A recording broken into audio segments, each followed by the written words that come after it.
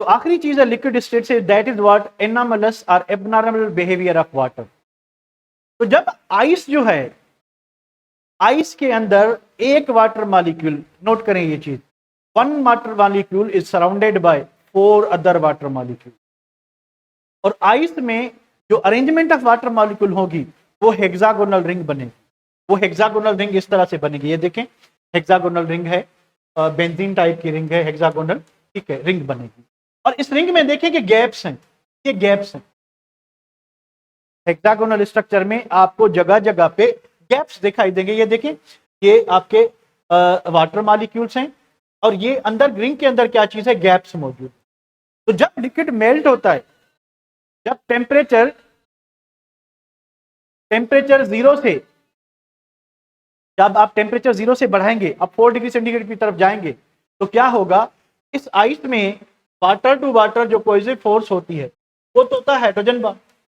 तो क्या होगा कि जब ये 3 डायमेंशनल स्पेस में जो है अरेंज होंगे, ठीक है, तो इनके दरमियान हाइड्रोजन बॉन्ड होता है। जब आइस मेल्ट होगी तो कुछ हाइड्रोजन बॉन्ड क्या होते हैं, टूट जाते हैं।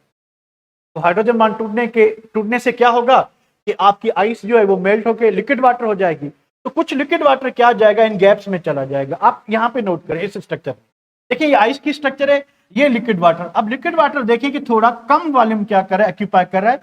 ये आइस का वॉल्यूम है और ये लिक्विड वाटर का वॉल्यूम है। यानी नॉर्मली चीजें ऐसा होती हैं कि जब आप उनको कूल करते हो तो वो एक्सपेंड होती हैं, सॉरी कंट्रैक्ट होती हैं। जब आप उनको हीट करते हो तो फिर वो एक्सपेंड होती हैं। आइस में उल्टा हो रहा है, while moving from 0 to 4 degree centigrade, यानी हम क्या करें, हीट करें, टेम्परेचर बढ़ा रहे हैं, पर वॉल्यूम क्या हो रहा है, कम हो रहा है। वॉल्यूम क्या हो रहा है, कम हो रहा है। अगर आप रिवर्स करते हो, आप 4 डिग्री सेंटीग्रेड पे 0 से जाते हो, तो जब यानी लिक्विड वाटर आइस में कन्वर्ट होगा तो वॉल्यूम क्या हो जाएगा, बढ़ जाएगा।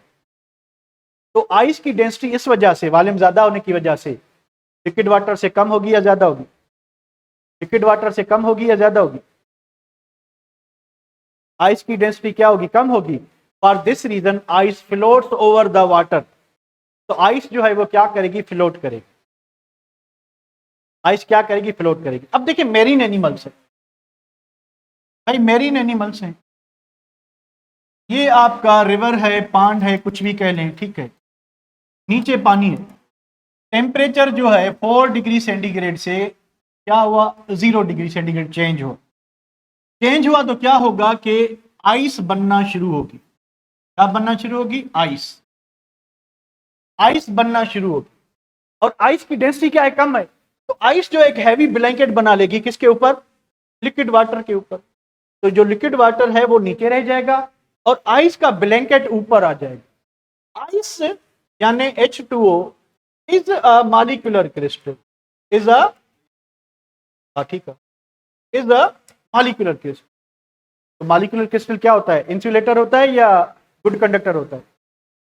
मॉलिक्यूलर क्रिस्टल क्या होता है, इंसुलेटर होता है, गुड कंडक्टर, इंसुलेटर होता है, ठीक है। तो बाहर टेम्परेचर 0 तक कम हुआ, फिर -5 हो गया, -10 हो गया, -15 हो गया। तो ये इंसुलेटर क्या करेगा, ये इंसुलेटर बाहर वाली जो कोल्डनेस है उसको अंदर इन्फ्लुएंस होने नहीं देगा। ये 2 से 6 महीने तक, ये जो ब्लैंकेट है 2 से 6 महीने तक अंदर पानी को जमने नहीं देगा। इस एबनॉर्मल, नॉर्मली ये और किसी में नहीं होता, सिर्फ लिक्विड वाटर में होता है।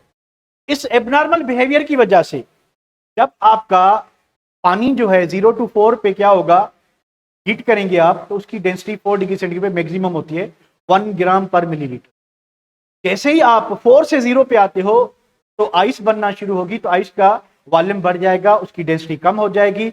आइस जो है पानी के ऊपर, लेक के ऊपर या रिवर के ऊपर या आपके सी के ऊपर फ्लोट करेगी और एक हैवी ब्लैंकेट बन जाएगा। वो ब्लैंकेट मॉलिक्यूलर क्रिस्टल है, एज अ इंसुलेटर काम करेगा और बाहर की ठंड को जितना भी माइनस होता जाए टेम्परेचर, वो अंदर इफेक्ट होने नहीं देगा, क्योंकि कोई भी सिस्टम परफेक्टली इंसुलेटर नहीं होता। तो इसी वजह से 2 से 6 महीने ये अंदर वाले पानी को, अगर डेप्थ ज्यादा है, अंदर वाले पानी को फ्रीज होने से बचा के रखेगा। इससे क्या होगा, जो मेरीन एनिमल्स हैं, जो मेरीन प्लांट्स हैं, वो बच जाते हैं, वो मर नहीं जाएंगे, वो बच जाएंगे, वो सर्वाइव करेंगे। तो ये कुदरत का निज़ाम है। कुदरत ने सिर्फ पानी में ऐसी खासियत रखी है कि उसका जो एबनॉर्मल बिहेवियर है वो नेचर के लिए जो है वो बेनिफिशियल होता है। This is all about today's lecture. क्या आपको ये बात समझ आ गई? फिर मैं सारे महाराज को माइक दूं। क्या आपको ये बात समझ आ गई? जल्दी बताएं।